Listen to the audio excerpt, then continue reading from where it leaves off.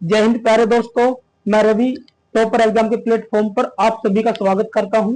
उम्मीद करता हूं कि आप सभी अच्छे होंगे, मस्त होंगे, जबरदस्त होंगे और आपकी पढ़ाई बहुत अच्छी चल रही होगी। बच्चों, इस क्लास से पहले मैं आपको ज्योग्राफी की 5 क्लास करा चुका हूं और उन 5 क्लास में मैंने आपको केवल एक टॉपिक पढ़ाया है, भारत का सामान्य परिचय। क्या टॉपिक पढ़ाया है बच्चों? भारत का सामान्य परिचय। और हमारा आज ज्योग्राफी सिलेबस का नेक्स्ट टॉपिक स्टार्ट होने वाला है। नाम है भारतीय अपवाद तंत्र। जैसे कि आपको बोर्ड पर लिखा हुआ दिखाई दे रहा होगा कि भारतीय अपवाद तंत्र, इंडियन ड्रेन सिस्टम। ठीक है बच्चों, ये हमारा सेकंड टॉपिक है इंडियन ज्योग्राफी का। नाम क्या है? Indian drain system. हमें पढ़ना है अब इंडियन ड्रेन सिस्टम। और इंडियन ड्रेन सिस्टम बच्चों हमें पढ़ना होता है दो पार्ट में विभाजित करके। कितने पार्ट में विभाजित करके? दो पार्ट में। तो लिखना है पहले से, इसे हम कितने पार्ट में विभाजित करते हैं? दो पार्ट में। कौन कौन से पार्ट हैं? देखो अब देखने वाले हैं कि कौन कौन से हैं। ए पार्ट और बी पार्ट। ए पार्ट में हमें देखना होता है हिमालयन नदी तंत्र। ठीक है बच्चों, हिमालयन नदी तंत्र, हिमालयन रिवर सिस्टम। ठीक है बच्चों। और बी पार्ट हमें देखना होता है प्रायद्वीपीय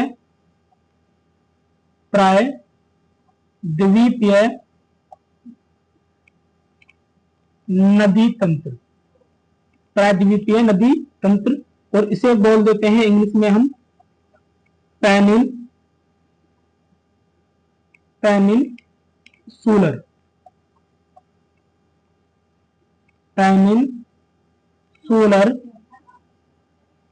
रिवर सिस्टम। ओके बच्चों, इंडियन ड्रेन सिस्टम को हमने टू पार्ट में डिवाइड किया, दो भाग में हमने विभाजित किया। एक पार्ट हिमालयन नदी तंत्र और दूसरा प्रायद्वीपीय नदी तंत्र। ठीक है, Himalayan river system and peninsular river system. Clear बच्चों? और हमें जब पढ़ना होता है हिमालयन नदी तंत्र तो हम इसके भी 3 पार्ट करते हैं। कितने पार्ट करते हैं बच्चों? 3 पार्ट। ठीक है, और जब हमें ये पढ़ना होता है इसके हमें करने होते हैं 2 पार्ट। कितने पार्ट करने होते हैं बच्चों? 2 पार्ट। अब देखते हैं कि 2 पार्ट कौन से हैं और इसके 3 पार्ट कौन कौन से हैं। 3 पार्ट में पढ़ेंगे और 3 पार्ट में सारी वो रिवर पढ़ लेंगे जिनमें समाया हुआ है हिमालयन नदी तंत्र। ठीक है बच्चों, देखो इसका ए पार्ट, बी पार्ट और सी पार्ट। ए पार्ट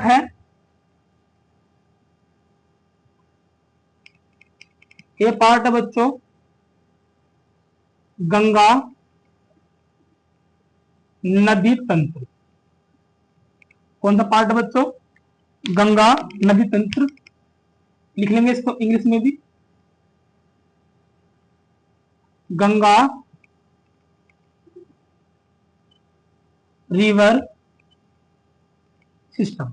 ठीक है बच्चों, दूसरा कौन सा है? ब्रह्मपुत्र नदी तंत्र। ठीक है बच्चों, और इसे भी लिखेंगे अब यहां पर ब्रह्मपुत्र रिवर सिस्टम। ठीक है बच्चों, और तीसरा पार्ट हमें पढ़ना होता है इसमें सिंधु नदी तंत्र। कौन सा पार्ट है? सिंधु नदी तंत्र। सिंधु को इंग्लिश में, सिंधु रिवर को इंग्लिश में बोलते हैं हम इंडस रिवर सिस्टम। ठीक है बच्चों, इंडस रिवर सिस्टम। तो ये 3 पार्ट हमने कौन से देखे? ये 3 पार्ट हमने देखे हिमालयन नदी तंत्र के, हिमालयन नदी तंत्र के या हिमालयन रिवर सिस्टम के। ठीक है बच्चों, पहला गंगा नदी तंत्र, ब्रह्मपुत्र नदी तंत्र और सिंधु नदी तंत्र। अब देखते हैं पेनिनसुलर रिवर सिस्टम। देखो पेनिनसुलर रिवर सिस्टम में भी हम इसे दो पार्ट में डिवाइड करेंगे। नंबर ए पार्ट है ईस्ट फ्लोइंग रिवर। ठीक है बच्चों, तो इसे लिखेंगे अब हम पूरब की ओर बहने वाली नदियां। ठीक है बच्चों, इसे रिवर्स कर लेंगे। और हमें दूसरा पार्ट पढ़ना होता है इसमें, वेस्ट फ्लोइंग रिवर्स। ठीक है बच्चों, तो इसमें लिखना है पश्चिम की ओर बहने वाली नदियां। क्लियर बच्चों, यहां तक समझ में आ रहा होगा। देखो एक बार रिकॉल करते हैं। भारतीय अपवाह तंत्र, Indian drain system. Indian drain system को हमने दो भाग में विभाजित किया, एक भाग हिमालयन नदी तंत्र और दूसरा प्रायद्वीपीय नदी तंत्र। ठीक है बच्चों, इंग्लिश में क्या याद रखोगे आपको, क्या याद रखना है, हिमालयन रिवर सिस्टम, और प्रायद्वीप को बोलते हैं इंग्लिश में पेनिनसुलर रिवर सिस्टम। ठीक है, फिर हिमालयन रिवर सिस्टम को जब हमें पढ़ना होता है तो हमें तीन पार्ट में पढ़ना होता है। कितने पार्ट में, तीन पार्ट में। Number 1 Ganga river system, number 2 Brahmaputra river system, और नंबर 3 इंडस रिवर सिस्टम। ठीक है बच्चों, अब बात आती है प्रायद्वीपीय नदी तंत्र की या पेनिनसुलर रिवर सिस्टम। इसे भी हमने टू पार्ट में डिवाइड करके पढ़ना है। Number 1 part, number A part कौन सा है, ईस्ट फ्लोइंग रिवर। हम बोल सकते हैं कि पूरब की ओर बहने वाली नदियां। बी पार्ट है वेस्ट फ्लोइंग रिवर, पश्चिम की ओर बहने वाली नदियां। ठीक है बच्चों, ये हमें डिटेल से पढ़ना है। गंगा नदी तंत्र पूरा पढ़ेंगे, कैसे बनी, किस किस नदी को मिलकर गंगा नदी बनी, कौन सी साइड नदी है, कौन सी लेफ्ट साइड से मिलती है, कौन सी राइट साइड से मिलती है, सभी हमें पढ़ना है। ब्रह्मपुत्र नदी सिस्टम का भी हम टोटल ऑपरेशन करेंगे सब, सिंधु नदी तंत्र का भी। और ईस्ट फ्लोइंग रिवर जब हम पढ़ेंगे तो इसमें यह बताई जाएगी आपको कि पूर्व की तरफ कौन कौन सी नदियां बहती हैं। ठीक है बच्चों, और फिर जब पश्चिम पढ़ाऊंगा तो पश्चिम में यह बताऊंगा कि पश्चिम की ओर कौन सी नदी बहती है। और यहाँ पर एक पॉइंट आपको याद रखना है, ये पॉइंट एक कॉमन सेंस वाला है, क्योंकि जब पढ़ रहे हो आप तो ये कॉमन आपको जरूर याद रखना है। देखो बच्चों, इधर है बे ऑफ बंगाल, क्या इधर है बे ऑफ बंगाल, मतलब बंगाल की खाड़ी, बंगाल खाड़ी है इधर। ठीक है बच्चों, और इधर है अरेबियन सी, इधर है अरेबियन सी, अरब सागर। क्लियर, तो देखो इधर साइड ईस्ट, इधर साइड वेस्ट, इधर साइड ईस्ट और इधर साइड वेस्ट। अगर हमें पढ़ना होता है पूरब की ओर बहने वाली नदियां, तो पूरब का मतलब है ये इधर साइड से निकलेंगी और ईस्ट में जाकर के गिर जाएंगी, ईस्ट में जाकर के नदियां गिर जाती है। गिरने का मतलब नदियां अपना मुहाना बनाती है। मुहाना से मतलब होता है कि जहां पर नदी का एंड पॉइंट होता है। ठीक है, वो पश्चिम से निकलेंगी और पूरब में जाकर गिर जाएंगी। तो कॉमन यहां से आपको एक याद रखना है ये वाला, कि जो भी नदी पूरब की ओर फ्लो होती है, पूरब की ओर बहती है, वो अपना जल कहां पर गिराती है, बंगाल की खाड़ी में। कहां गिराती है अपना जल, बंगाल की खाड़ी में। ठीक है बच्चों, और तो यहां पर लिख लेना है आपको, देखो लिखना है आपको, क्या बताया मैंने, जो पूर्व की ओर बहेंगी अपना जल कहां गिराती है, बंगाल की खाड़ी में। तो इसके ब्रैकेट में लिख लेना है आपको बंगाल की खाड़ी, बंगाल की खाड़ी। ठीक है, फिर आगे अब देखते हैं हम कि जो रिवर पश्चिम की ओर बहेंगी इस तरीके से, इस तरीके से। तो अब आप ये बताओ, जो रिवर पश्चिम की ओर बहती हैं वो अपना जल कहां गिराती हैं, अरब सागर में। एम्पटाइज कहां बनाती हैं, अरब सागर में। तो इसी के ब्रैकेट में लिख लेना आपको क्या, अरब सागर। अरब सागर।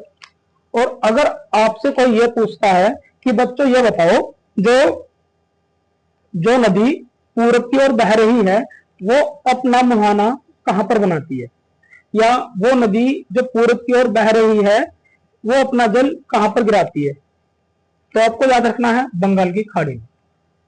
फिर अगर एग्जामिनर आपसे ये पूछ लेता है, या कंपटीशन में कोई बच्चा आपसे ये पूछने लग जाए कि ये बताओ जो नदी पश्चिम की ओर बहती है वो अपना जल कहां गिराती है, तो तब आपको अपना उत्तर देना है अरब सागर में, अरब सागर में। और ये मैंने आपके क्लियर किया है मैप बनाकर।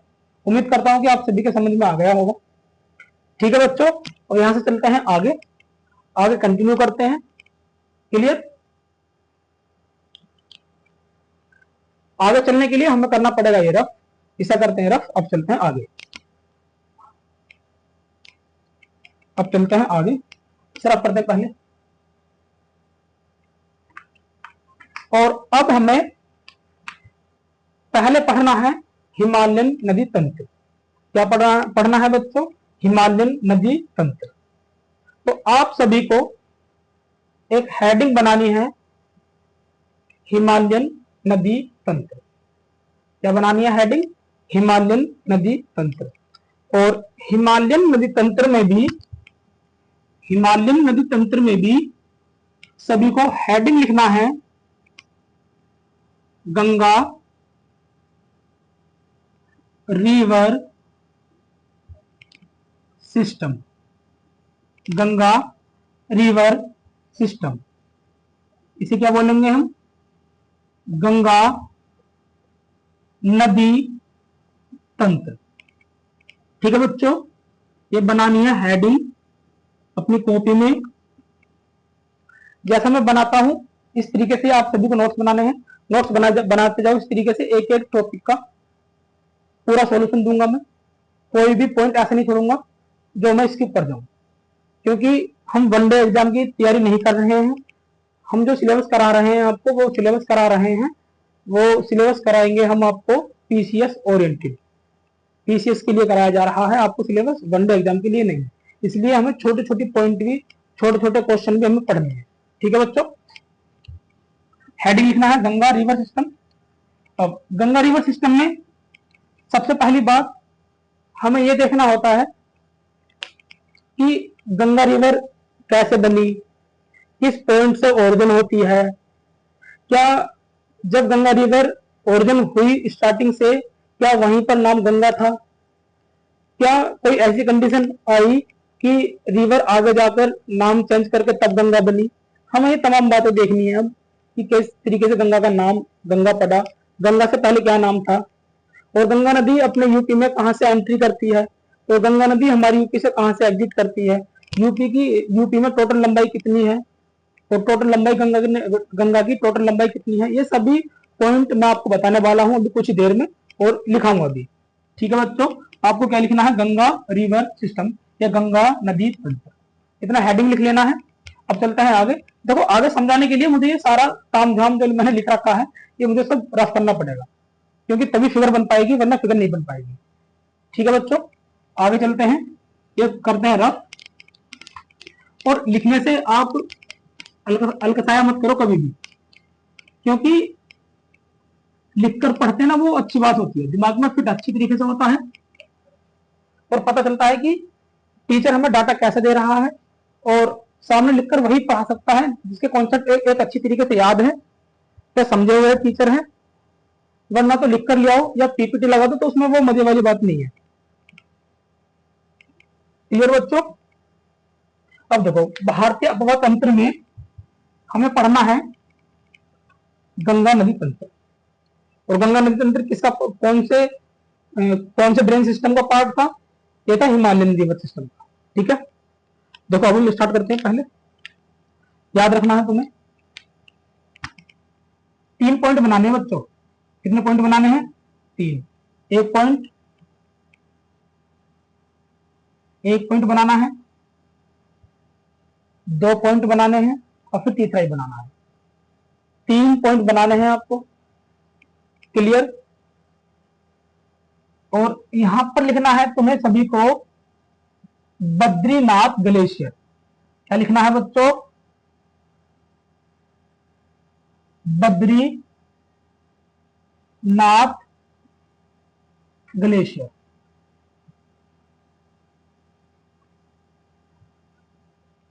बद्रीनाथ ग्लेशियर लिखना है। ये लिखना है केदारनाथ ग्लेशियर। ठीक है बच्चों, और ये लिखना है तुम्हें गंगोत्री ग्लेशियर।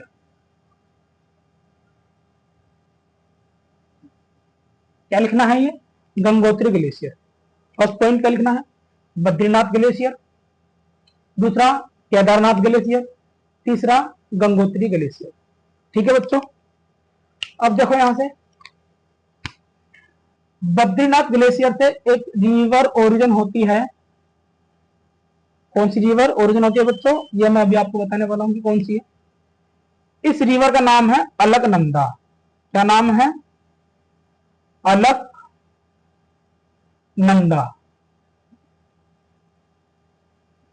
क्या नाम है बच्चों इसका? अलकनंदा।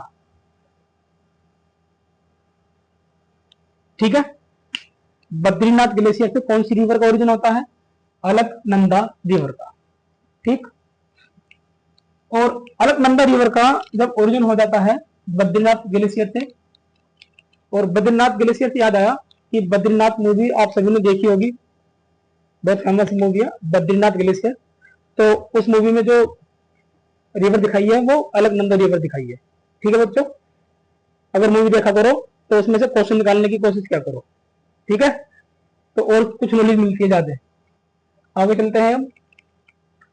अलकनंदा रिवर, देखो अलकनंदा रिवर में स्टार्टिंग में एक रिवर आकर के मिलती है।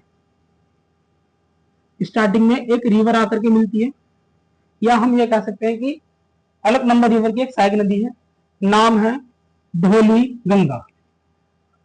क्या नाम है बच्चों? धौली गंगा।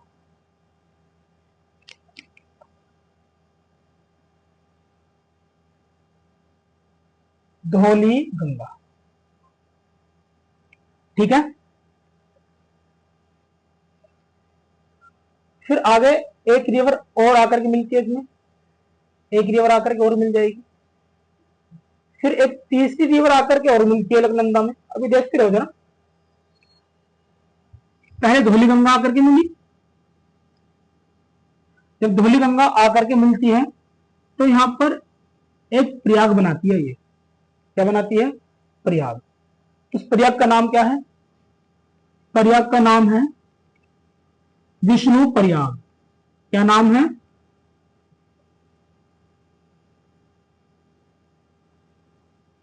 विष्णु प्रयाग।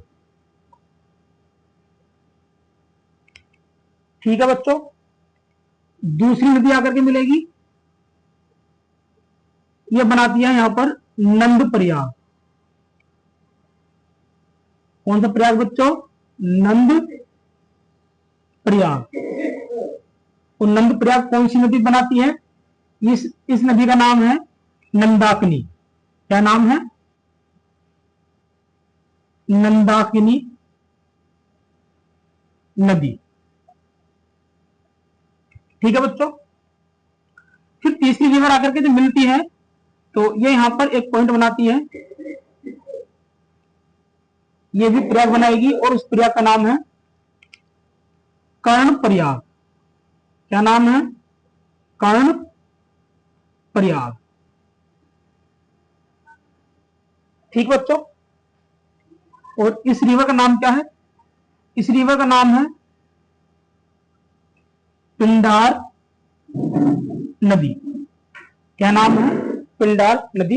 ध्यान से समझेंगे, वेरी मोस्ट इंपोर्टेंट लाइन चल रही है ये आपके लिए। बद्रीनाथ ग्लेशियर से एक रिवर ओरिजिन होती है, नाम है अलकनंदा रिवर। अलकनंदा रिवर में लेफ्ट साइड से एक रिवर आकर के मिलती है स्टार्टिंग में, पहले धौली गंगा। जब धौली गंगा आकर के मिलेगी तो वो बनाती है विष्णु प्रयाग। फिर सेकंड रिवर लेफ्ट साइड से आकर के मिलती है, नाम है नंदाकिनी नदी। ये बनाती है नंद प्रयाग। फिर तीसरी नदी और आकर के मिलती है अलकनंदा में लेफ्ट साइड से, कौन सी है? पिंडार नदी। और कौन सा प्रयाग बनाती है ये? कर्ण प्रयाग। ठीक है बच्चों, अब चलते हैं यहां से आगे। फिर देखो, केदारनाथ ग्लेशियर से एक रिवर ओरिजिन और होती है, वो आकर के मिल जाती है अलकनंदा में। ये अलकनंदा रिवर ही है, अभी अभी नाम चेंज नहीं है। जब अलकनंदा में आकर के एक नदी मिलती है, ये कौन सी नदी है? ये कौन सी नदी है? तो बच्चों यह मंदाकिनी नदी। कौन सी? मंदाकिनी। कौन सी नदी है? मंदाकिनी रिवर। ठीक है बच्चों, कौन सी रिवर है ये? ये है मंदाकिनी रिवर। गंगोत्री ग्लेशियर से एक रिवर आकर के और ज्वाइंट हो जाती है अलकनंदा में, ये कौन सी रिवर है? तो बच्चों इस रिवर का नाम है भागीरथी। Bhagirathi river, Bhagirathi river. ठीक है, ठीक है बच्चों, क्या नाम है इसका? भागीरथी। भागीरथी रिवर, मंदाकिनी रिवर, और ये कौन सी है? अलकनंदा रिवर। जब स्टार्टिंग में धौलीगंगा आकर के मिली विष्णु प्रयाग, मंदाकिनी नदी आकर के मिलती है तो नंद प्रयाग, पिंडा नदी आकर के मिलती है तो कर्ण प्रयाग, और जब मंदाकिनी नदी आकर के मिलेगी इसमें तो यहां पर बनता है, बताओ कौन सा बनेगा?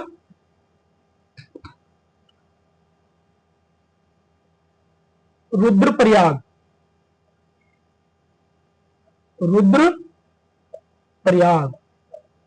और जब भागीरथी नदी आकर के मिल जाती है यहां पर, तो यहां पर बनता है फिर देव प्रयाग। क्या बनता है बच्चों? देव प्रयाग। यहां तक कोई प्रॉब्लम आपको नहीं होगी। एक बार डिफाइन और कर देता हूं, देखो इसे।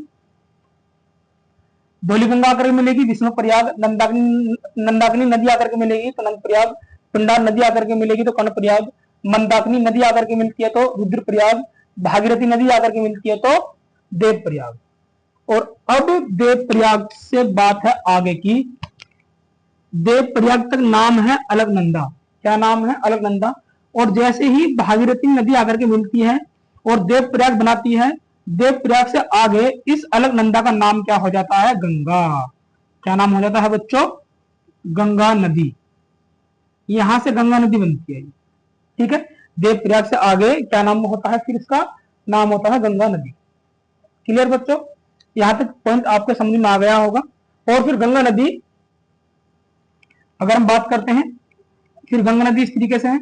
और गंगा नदी मैदानी क्षेत्र में प्रवेश करती है उत्तराखंड से। कहां से? उत्तराखंड के कौन से जिले से, कौन सी जगह से करती है? वो करती है बच्चों हरिद्वार से।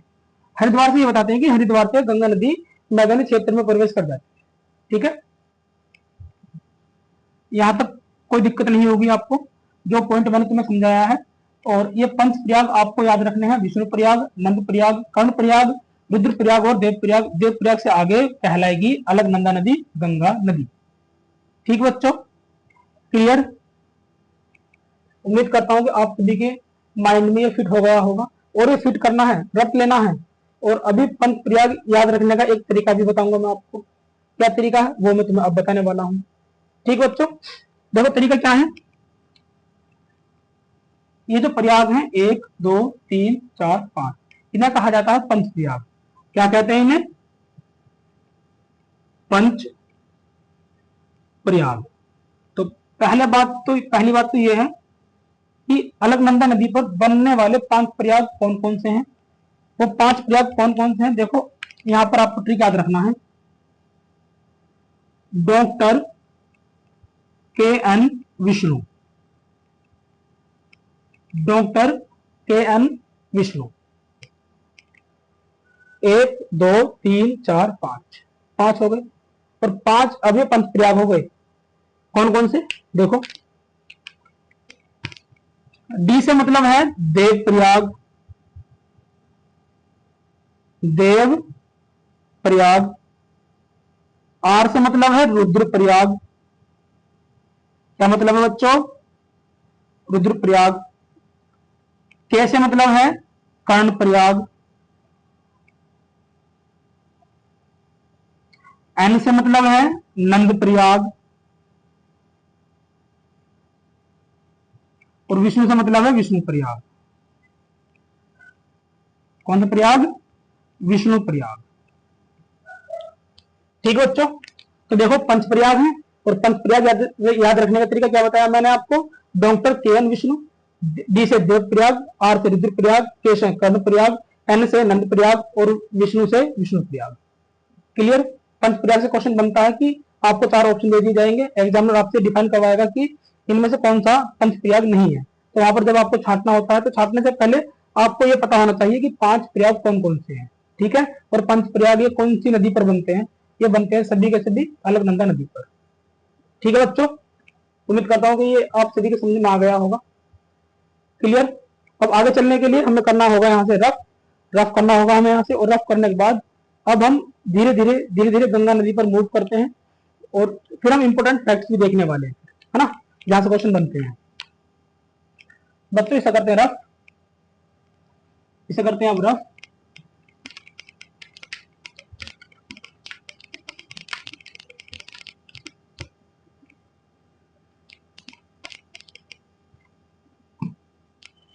देखो आप सभी को पॉइंट लिखने हैं, जरा पॉइंट कौन कौन से हैं नोट करके छापने हैं अपनी कॉपी में। नंबर फर्स्ट पॉइंट है धौली गंगा। फर्स्ट पॉइंट कौन से लिखना है बच्चों? धौली गंगा और प्लस अलकनंदा, प्लस अलकनंदा नदी कौन सा प्रयाग बनाती है? दूसरा पॉइंट लिखना है इसमें नंदाकिनी, नंदाकिनी नदी प्लस अलकनंदा नदी, प्लस अलकनंदा नदी कौन सा प्रयाग बनाती है? तीसरा पॉइंट लिखना है इसमें पिंडार नदी, पिंडार नदी और प्लस अलकनंदा, पिंडार नदी और अलकनंदा नदी कौन सा पॉइंट बनाती है या कौन सा प्रयाग बनाती है? फिर चौथा पॉइंट लिखना है मंदाकिनी, मंदाकिनी नदी प्लस अलकनंदा, प्लस अलकनंदा नदी कौन सा प्रयाग बनाती है? फिर पांचवा पॉइंट लिखना है भागीरथी नदी, भागीरथी नदी प्लस अलकनंदा नदी, प्लस अलकनंदा नदी कौन सा प्रयाग बनाती है? तो ये पॉइंट आपको मेंशन करने हैं अपनी कॉपी में। देखो कौन कौन से। पहले लिखना है तुम्हें जब धौली गंगा अलकनंदा में आकर के मिलती है तो यहां पर बनता है विष्णु प्रयाग। कौन सा बनता है बच्चों? विष्णु प्रयाग। क्लियर? और जब आगे नंदाकिनी नदी आकर के मिलती है अलकनंदा में तो यहां पर बनता है फिर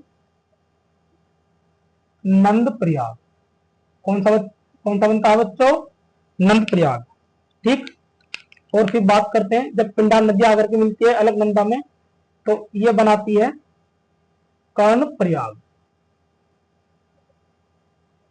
ठीक बच्चों? आगे जब मंदाकिनी नदी आकर के मिलती है तो रुद्र प्रयाग। ठीक है बच्चों? जब भागीरथी नदी आकर के मिलेगी तो देव प्रयाग। कौन सा प्रयाग? देव प्रयाग। कितने प्रयाग हुए टोटल? 5। कितने प्रयाग हुए? 5 प्रयाग। ठीक है? उम्मीद करता हूं कि आप सभी के ये माइंड में फिट हो गए होंगे कि विष्णु प्रयाग धौली गंगा अलकनंदा को मिलाने पर बनता है, नंद प्रयाग नंदाकिनी नदी और अलकनंदा नदी को मिलाकर बनता है। कर्णप्रयाग पिंडार नदी और अलकनंदा नदी को मिलाने पर बनता है। रुद्रप्रयाग मंदाकिनी नदी और अलकनंदा नदी को मिलाने पर बनता है। देवप्रयाग भागीरथी नदी और अलकनंदा नदी को मिलाने पर बनता है। ठीक, फिर नीचे से लिखना है आपको आगे से कि देव प्रयाग से आगे अलकनंदा नदी गंगा नदी के नाम से जानी जाती है। ठीक है बच्चों, फिर आगे फर्स्ट पॉइंट लिख दिया, दूसरा पॉइंट लिखना फिर इसमें गंगा नदी यूपी में, गंगा नदी यूपी में बिजनौर जिले से प्रवेश करती है।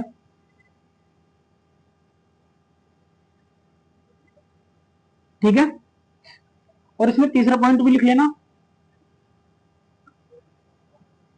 तीसरा पॉइंट लिखने के लिए, और तीसरा पॉइंट लिखते हैं, चलो गंगा नदी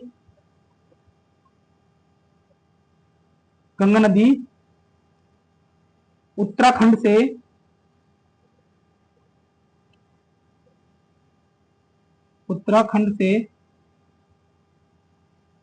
गंगा नदी उत्तराखंड से मैदानी क्षेत्र में प्रवेश करती है।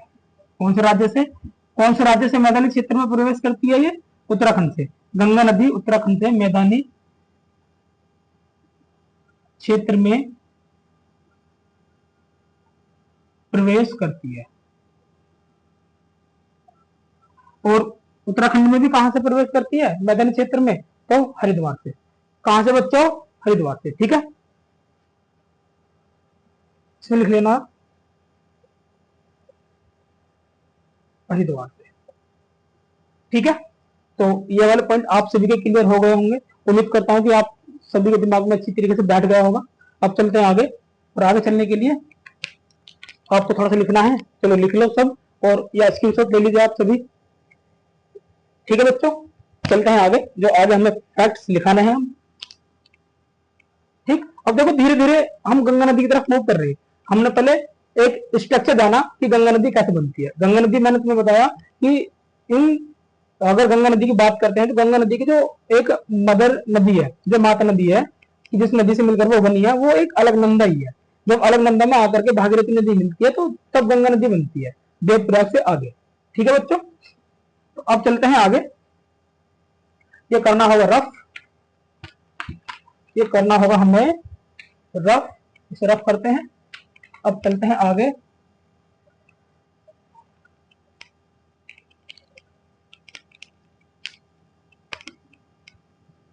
असली खेल तो अब चलेगा यहां से। ये भी खेल असली था, लेकिन और अच्छा असली वाला खेल अब चलने वाला है। आप सभी को लिखना है, एक बॉक्स बना लेना है, गंगा रिवर। क्या बना लेना है बच्चों? गंगा रिवर। ठीक, अब गंगा रिवर के पहले कुछ फैक्ट्स लिखने हैं। गंगा रिवर के फैक्ट्स, फर्स्ट पॉइंट लिखना है, गंगा रिवर में ओरिजिन पॉइंट, ओरिजिन पॉइंट कहां से हुआ। ठीक है बच्चों, तो ओरिजिन पॉइंट में क्या लिखना है आपको? गंगोत्री। कहां से लिखा जाता है इसका? ओरिजिन की जब क्वेश्चन बनकर आता है, और इससे ओरिजिन पॉइंट से जब क्वेश्चन बनकर आता है तो आपको लिखना होता है गंगोत्री। गंगोत्री से इसका ओरिजिन पॉइंट माना गया है। फिर आगे लिखना है तुम्हें, ओरिजिन पॉइंट हो गया, और ओरिजिन पॉइंट को हम कहते हैं उद्गम स्थल। क्या बोलते हैं? उद्गम स्थल। ठीक। दूसरा पॉइंट लिखना है इसमें कुल लंबाई। कुल लंबाई, तो बच्चों कुल लंबाई कितनी है? 2525 किलोमीटर। ठीक है बच्चों। तीसरा पॉइंट लिखना है, फिर आपको ऐड करना है इसमें तीसरा पॉइंट कि कितने राज्यों में बहती है। कितने राज्यों में बहती है? देखो कितने राज्यों में बहती है ये, तो कौन कौन से राज्य हैं वो? पहला उत्तराखंड। पहला राज्य कौन सा बच्चों? उत्तराखंड। दूसरा राज्य कौन सा है? उत्तर प्रदेश। तीसरा राज्य कौन सा है? बिहार। और चौथा राज्य कौन सा है? झारखंड। और पांचवा कौन सा राज्य है? पश्चिम बंगाल। कौन सा बच्चों? पश्चिम बंगाल। अब यहां पर लिखना है आपको, उत्तर प्रदेश में सबसे ज्यादा बहती है ये 1450। कितना बच्चों? 1450 किलोमीटर। और यहां पर लिख लेना है ब्रैकेट में कि सबसे ज्यादा बहाव। सबसे ज्यादा बहाव। और सबसे कम कहां पर है? झारखंड में। कितना? 83 किलोमीटर। कितना बच्चों? 83 किलोमीटर। इसमें लिख लेना है ब्रैकेट में इसके सबसे कम बहाव। तो क्वेश्चन क्या? कितने राज्यों में बहती है? 5 राज्यों में। कौन कौन से राज्य हैं? उत्तराखंड, उत्तर प्रदेश, बिहार, झारखंड और पश्चिम बंगाल। उत्तर प्रदेश में सबसे ज्यादा बहती है, सबसे लंबी 1450 किलोमीटर। झारखंड में सबसे कम 83 किलोमीटर। केवल एक जिले में बहती है, नाम है साहिबगंज। अगर ये भी क्वेश्चन आपको लिखना हो कि सर ये बताओ कि 83 किलोमीटर बहती है ये, तो 83 किलोमीटर कितने जिलों में बहती है झारखंड के? क्योंकि एक जिला है, आपसे क्वेश्चन बन सकता है केवल झारखंड के एक जिले में बहती है ये। कितने जिले में बच्चों? एक जिले में, और नाम है साहेबगंज। कौन सा नाम है बच्चों? साहेबगंज। ठीक, साहेबगंज नाम है, झारखंड में है, 83 किलोमीटर है। तो मैंने तुम्हें 3 पॉइंट मेंशन कराए हैं अभी। उद्गम स्थल गंगोत्री से, गंगोत्री ग्लेशियर से। कुल लंबाई 2525 किलोमीटर। कितने राज्यों में बहती है? 5 राज्यों में, उत्तराखंड, उत्तराखंड, उत्तर प्रदेश, बिहार, झारखंड और पश्चिम बंगाल। ठीक है बच्चों। अब आगे पॉइंट मेंशन करते हैं। आगे पॉइंट मेंशन करने हैं, ये जो चौथा पॉइंट है। अब चौथा पॉइंट जो लिखना है हमें, चौथा पॉइंट लिखना है गंगा नदी के किनारे महानगर। किनारे महानगर कि, कितने महानगर हैं इसके किनारे गंगा नदी के? ठीक, तो कौन कौन से हैं? अब देखो, देखते हैं कौन कौन से हैं।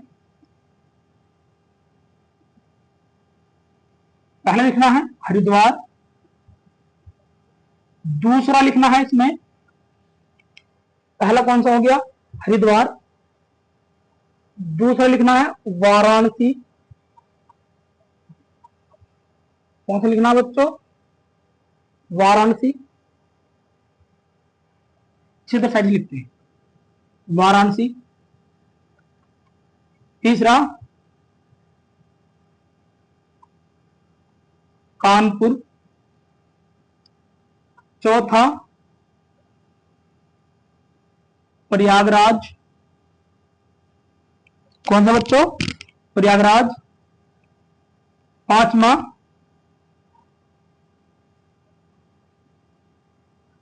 कलकत्ता, ठीक है, और छठा पटना।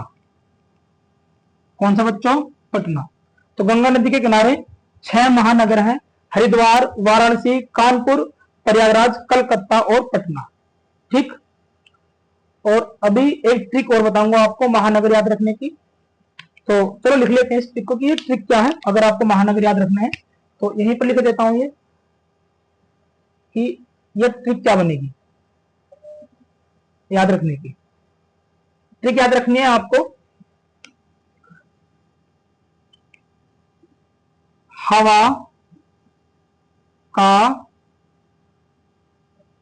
प्रकोप। हवा का प्रकोप, ट्रिक याद रखनी है। हवा का प्रकोप है से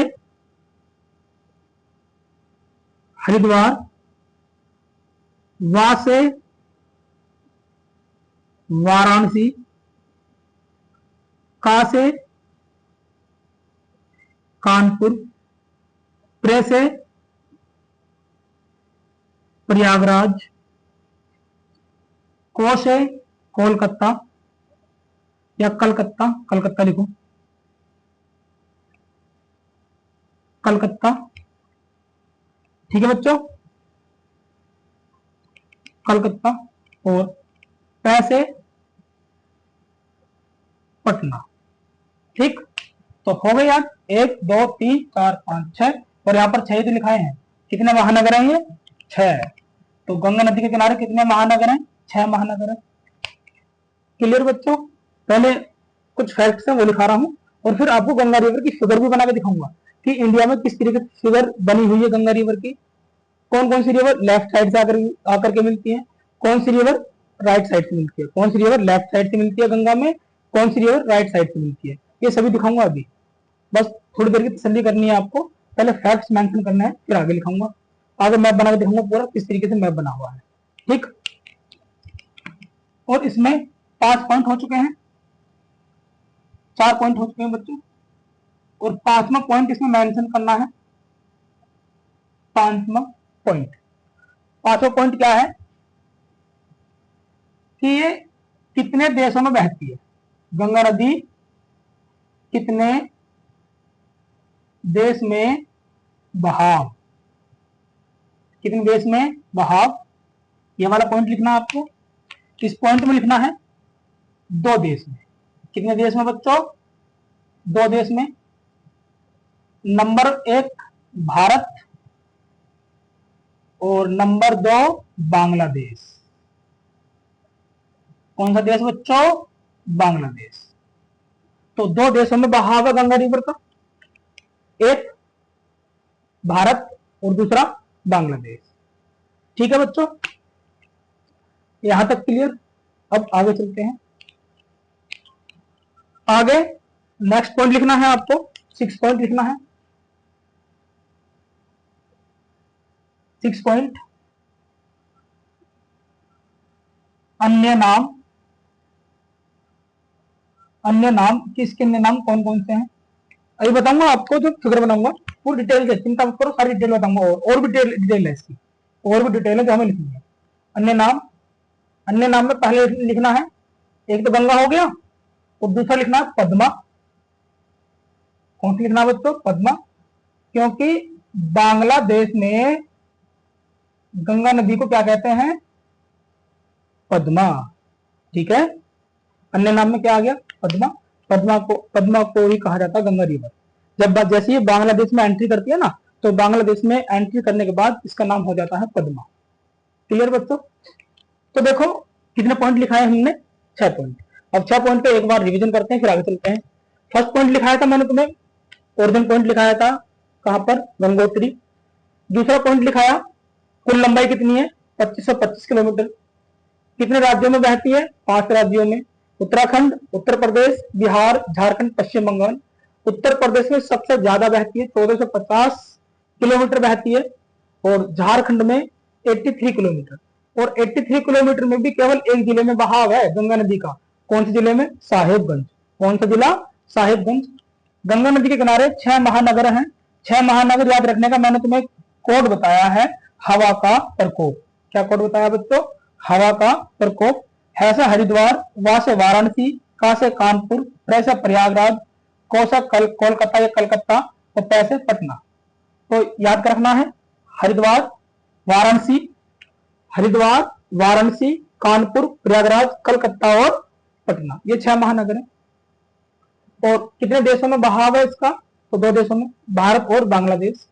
भारत में नाम है गंगा, और जैसे ही गंगा नदी एंट्री करती है बांग्लादेश में और वहां पर नाम चेंज हो जाता है, वहां पर नाम चेंज होकर हो जाता है क्या? पद्मा। क्या हो जाता है बच्चों? पद्मा। तो उम्मीद करता हूं आपके ये सभी समझ में आ गया होगा। और इसके बाद जो मैं तुम्हें फैक्ट्स लिखाऊंगा इसके, और गंगा रिवर की जो फिगर बना के दिखाऊंगा वो बनाकर दिखाऊंगा आपको नेक्स्ट क्लास में। तो हम अपनी क्लास यहीं पर ओवर करते हैं।